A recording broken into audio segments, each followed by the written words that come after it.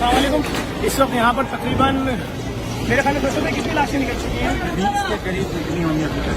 इस वक्त ऑपरेशन भरपूर तरीके से लीड कर रहे हैं फैसल भाई, सारा ऑपरेशन देख रहे हैं। 20 के करीब लाशें निकल चुकी हैं। फैसल भाई घर के ऊपर से लाशें क्यों मिली हैं?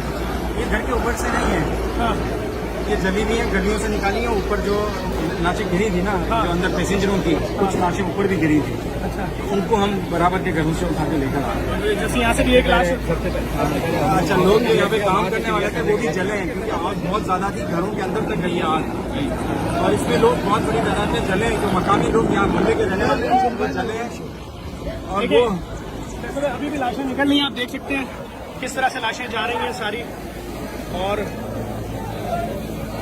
फैसल भाई कितनी देर में आपके ख्याल में ये ऑपरेशन जो होगा मजीद चलेगा? अभी दो दिन लगेंगे। 2 दिन लगेंगे अभी। जब तक ये बड़े बड़े इंजन की मलबा नहीं हटेगा ना, नीचे दबे में लोग। अच्छा, मैं एक बात बताऊँ, पाँव नहीं रख सकते आप नीचे, पानी में आग है, बहुत गर्म हो रहा है पानी।